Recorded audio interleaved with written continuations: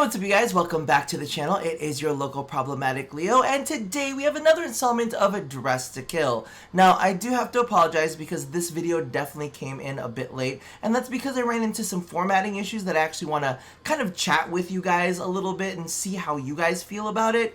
And then I was like, oh, I got more important things to do. Then I was like, oh wait, crap, you haven't done that Kullervo video. So I figured we should go ahead and take a look at that today. Now, if I'm going to be frank, Kullervo was one of those frames that I was excited about initially, and then I saw the abilities of, and I was like, I don't know, and then I played, and I was like, yeah, he's just another damage-dealing frame that deals damage in a slightly different way than other frames, and that's cool, I guess.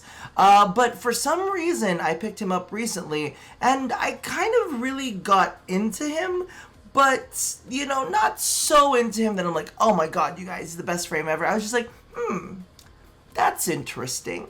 Anyway, let's go ahead and take a look at the looks. Alright, so we're going to kick things off with the big question, as well as, you know, Rob's generic, toss some rose gold on it kind of look.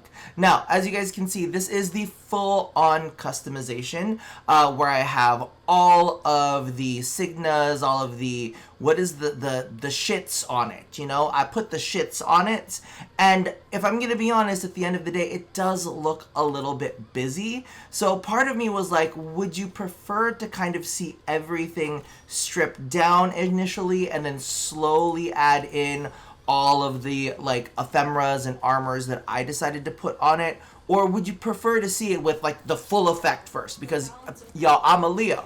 I'm a problematic Leo, and we gotta put on a show. So I really want that big bam entrance, but really I'm here to kind of show you guys the fashion and kind of like build it up from the bottom. So let me know where you think I should start things from. But let's go ahead and take a quick look at where we're at. Well, no, I take that back. We're not going to do that. We're going to take a look at something that might help you with your own personal customizations. And this is something that kind of really got into my head because I was like, nah, I'm good with this. You know, when I first customized it, I was like, I don't need that.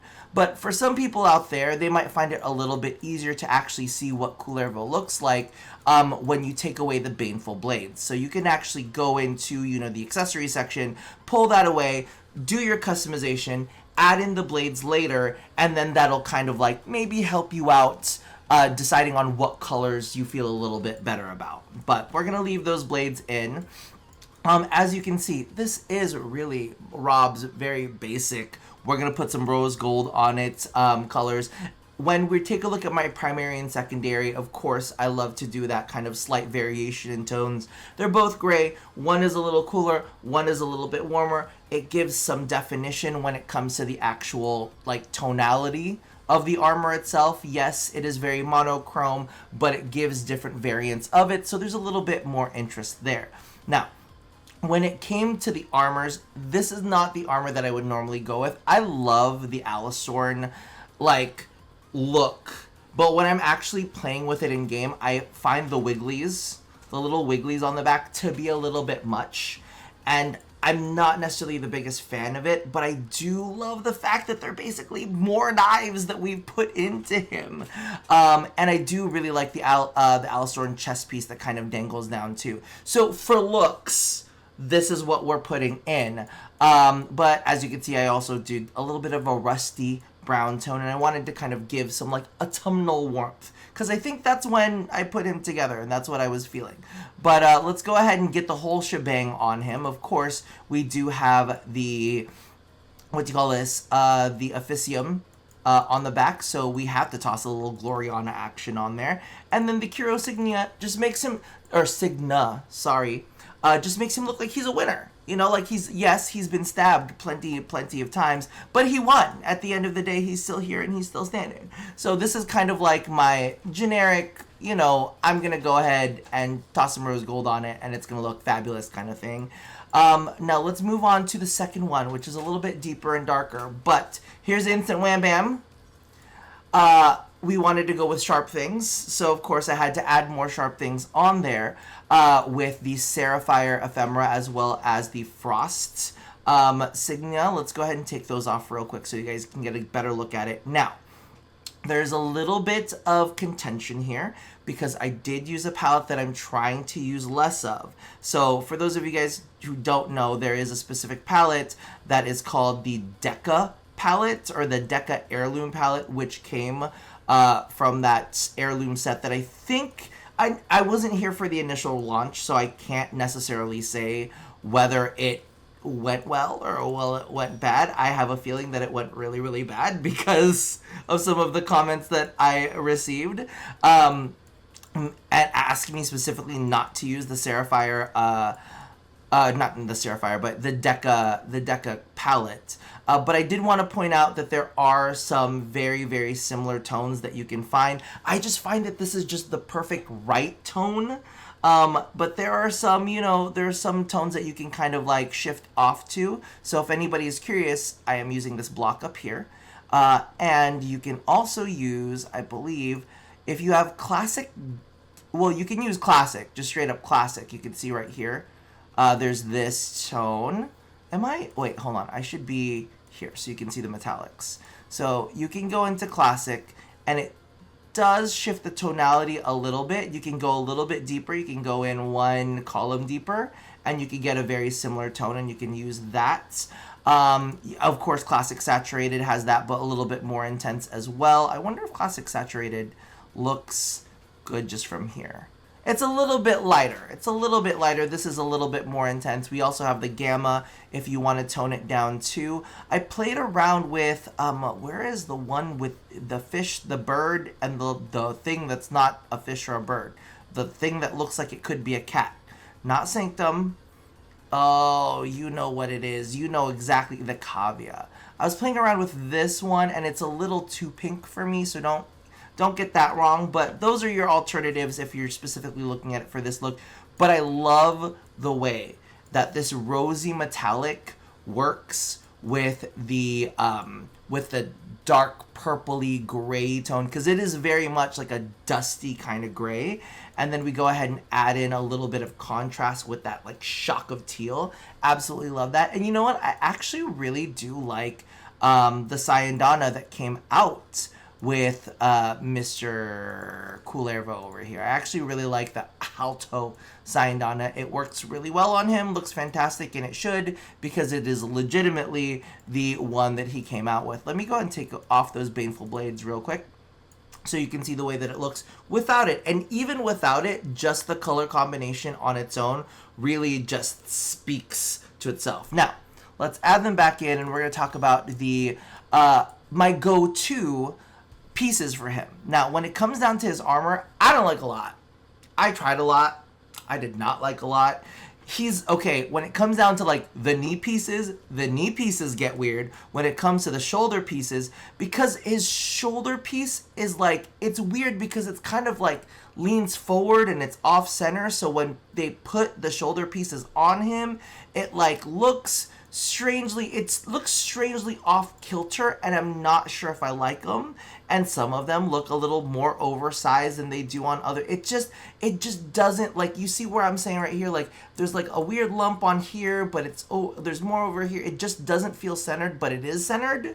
Do you get what I'm saying? So for me, like these little blades, these little extra red arm insignia blades, shoulder things, I think that they work perfectly. They look centered, they look bladey, they fit him well, and to be honest with you, that is going to be my go-to addition. The Alice Thorn was just for looks, if I'm going to be completely honest with you. And I mean, that's really what it boils down to, right? This is Fashion Frame.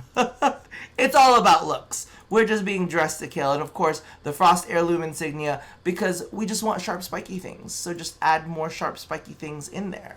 All right? Let's go ahead and move on to the last look. Now, I'm going to say this isn't necessarily my proudest moment. I'm still parsing how I feel about this last look, but for some reason, I think I might have been watching Into the Woods, and I think I might have been watching some, like, if you guys know Ferris Wheel ink press, like, stuff, if you like inks and, like, fountain pens, there's also, like, this one fountain pen called, like, I don't know, it's like this Cloak in the Forest or something, and it's all about, like, Little Red Riding Hood, and, like, all I could think of was Woodsman, okay? I was thinking very much woodsman, because he looked like the kind of like a Tin Woodsman. So hold on, let me go ahead and take off the toxin ephemera, because I was like, oh, he could be like, you know, using poisons and shit. So this is kind of where I was at with this. I really wanted to do like a dark green look with a little bit of woody action, you know what I mean? I was also thinking of using the kudzu ephemera to kind of like give him like all the like leaves and stuff to make it feel like he was overgrown, but I was also thinking like a rogue with poisons on his blades. You know, I was just really getting that vibe. Again, we're going with the red veil shoulder pieces, just so you know. But that's kind of like where I was working from. If I'm gonna be honest with you, I tend to get stuck on the third looks, because the first and second looks I always have very strong feelings about. The third look, however, I'm like, I like it. I've taken it, I've road tested it, I've played around with it, I enjoy it. But, like, I don't know, you guys let me know how you feel down in the comments below. But this is kind of where I ended up with it, and I really wanted to go with that poison theme. I mean, we could see look at the kudzu.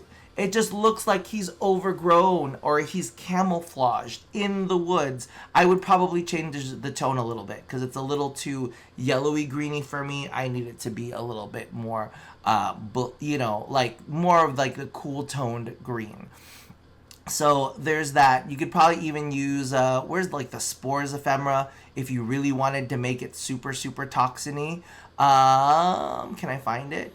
No, because I'm not going to search for it, you guys. You guys know better than that. I am actually not going to search for it. But you can use your imagination. I'm still looking for it, though. Be honest. I'm like, I'm not doing it, but I kind of am doing it. It's somewhere. It's somewhere, and I just don't feel like looking. All right, let's go ahead and toss, not Seraphires. We're going to go ahead and toss the Vengeful Toxin, because I just feel like that's a nice little change from everything we put on. And then Kuro-Signia, because I feel like that's just the go-to. I'm sorry, Kepler is being an absolute menace in the background, as always. But yeah, so those are the three looks that I ended up going off with Kullervo. Let me know how you guys feel about them down in the comments below. If there's anything else, like I try, like third pieces always tend to be like the most conceptual of all of them. If you guys haven't kind of grasped that already, let me know if there's any other concept you think I could have embraced in the very, very third slot. Let me know how you like it. Do you like the strip back first and then slowly adding on layers, or do you like that initial boom effect of like, here's the finished product, let's take it apart and you can kind of see how it all looks. And that's kind of all for the Dress to Kill. I also wanted to put out one last little thing. So for those of you guys who possibly remember it, I actually used to do a series on Sundays where we would take a look at the Nightwave missions. But if we're going to be honest with you, the Nightwave missions legitimately was like the least interesting part of it, because we would talk about what media I was actually consuming. So all of the things that I had been watching on Netflix, on like HBO Max, and any like suggestions for that kind of stuff. Let me know if that's something that you want me to bring back, or if maybe that's something that I should keep, or like something you'd be interested in seeing but on my lifestyle channel, because I have been like blazing through so much like media, and there's so many things I want to talk about. I mean, like all the way back from like Heartstopper all the way up to like Saltburn, and even some new movies that are old that I'm discovering. Like, let me know how you feel about that, whether I should have it here, whether I should have it there, if you'd be interested in seeing it, or if you would like the old format where we talked about the Nightwave acts, and then we'd go ahead and talk about media. Put that all down in the comments below. Thank you guys for watching, and as always, love somebody, hurt nobody, and touch your butt. I'll see you guys next time. Bye-bye.